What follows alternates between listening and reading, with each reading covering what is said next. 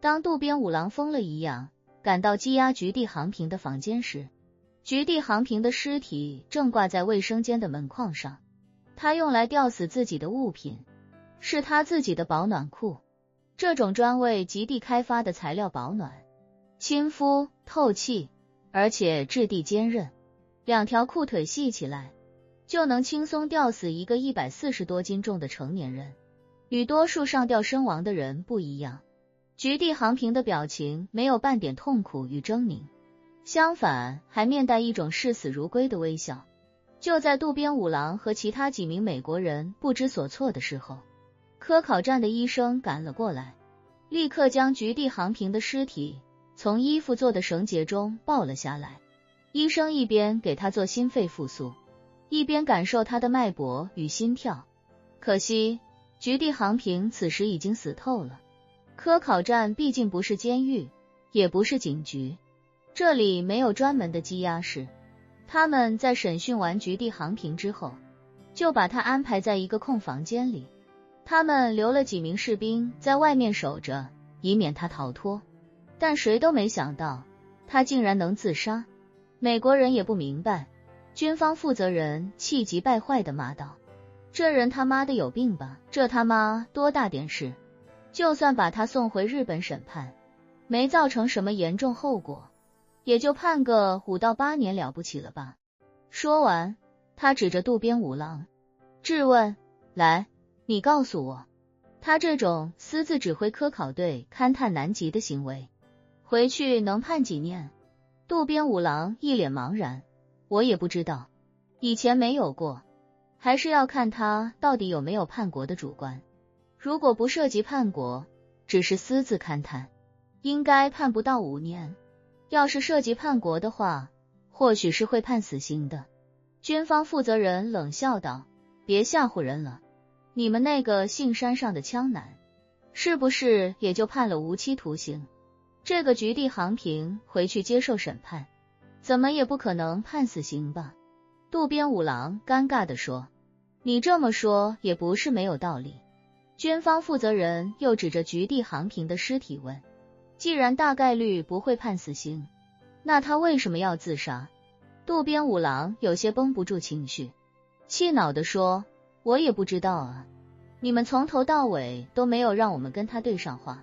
审讯也没让我们参与，现在他自杀了，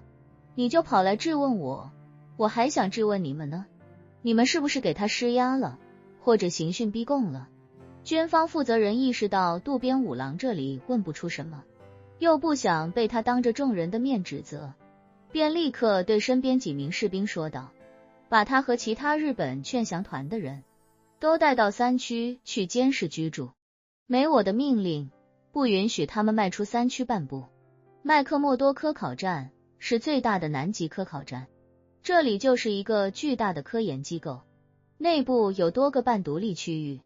所谓半独立，就是这些区域都能连通到核心区域，说白了就像是一个大型监狱的多个监区，所有监区都可以彻底封闭起来。渡边五郎以及同行的日本劝降团成员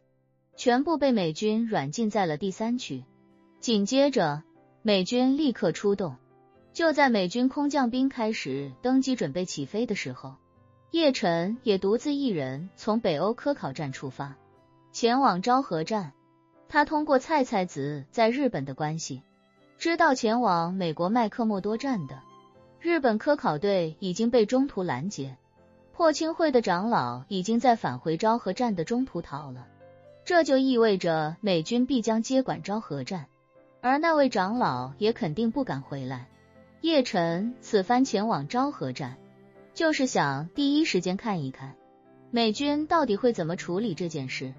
要是还能掌握一点对美军不利的证据，这件事后续的发展就更妙了。毕竟他心里很清楚，美国人现在悄悄派兵登陆南极，本身就违背了南极条约，只是美军登陆的地点并不被外界所知晓，少有几个在南极有科考队员驻扎的。别国科考站距离登陆地点很远，而且天气原因，他们也很少出远门，所以美军这次的打算是悄悄的来，悄悄的走，尽可能不让外界知道他们来过。但叶晨不能让他们如愿，他必须要搞到美利坚出兵南极的证据，并将其公诸于众。美军动作很快，他们仅用了2个多小时便完成了人员装备的集结，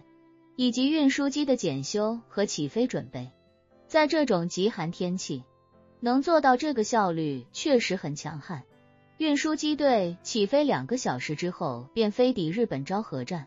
近100名海豹突击队以及多辆步兵车在昭和站附近空降，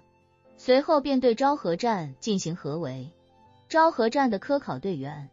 此刻还在执行着吴柏林制定的勘探任务，绝大部分科考队员此刻都不在科考站，于是美军干脆先占领了科考站，并强制要求驻守科考站的几名日本科考队员用内部无线电将所有科考队员召回。可是被俘的日本科考队员都对吴柏林忠心耿耿，认为大家都在执行广寒真人布置的任务，自然宁死也不能背叛真人，所以哪怕被枪口抵着，也没人愿意服软就范。美军负责人气急败坏，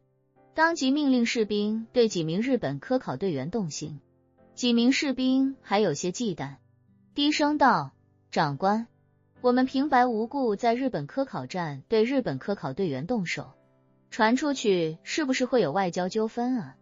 这是南极，不是中东。”美军负责人破口大骂，对我们美利坚来说，南极和中东除了气候不同之外，还有什么区别？就算在欧洲，那帮人敢跟我们对着来，我们也是要干他们的，说不定大统领过段时间就要出兵格陵兰了，你们这种废物到时候肯定没有立功的机会。几名士兵被劈头盖脸的骂了一顿，仅存的一点良知也荡然无存。当兵的如果被长官认定为孬种，那以后想往上爬，机会肯定非常渺茫了。于是他们立刻杀红了眼，将几名日本科考队员拖到一个房间，便对着他们大打出手。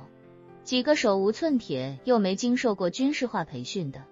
科考队员被打得遍体鳞伤，甚至奄奄一息，却依旧坚韧不拔，誓死不从。美军士兵自己都看不下去了，跑出来向指挥官汇报：“长官，那几个日本人快被打死了。”但还是没人松口，嘴比经过训练的特工还要严。美军指挥官气急败坏：“去，全给我扒光了拉出去，冻到失温再带回来，我就不信撬不开他们的嘴。”几名日本科考队员被拖得只剩下一条内裤，然后被几名美军士兵拖出科考站，直接来到-60度的极夜之中。强烈刺骨的极寒让这些人的皮肤瞬间被冻得僵硬麻木，但紧接着就是如同被千万根针刺穿皮肤一样的剧痛。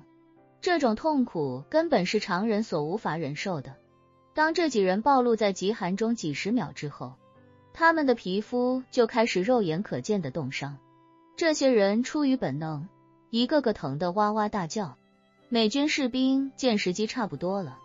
便用枪驱使着他们，将他们重新赶回了科考站。他们不知道的是，在冰天雪地的科考站外，有一个人悄无声息地隐藏在雪地之中，他以灵气隔绝极寒，用手机将美军荷枪实弹虐待半裸日本科考队员的全过程都录了下来。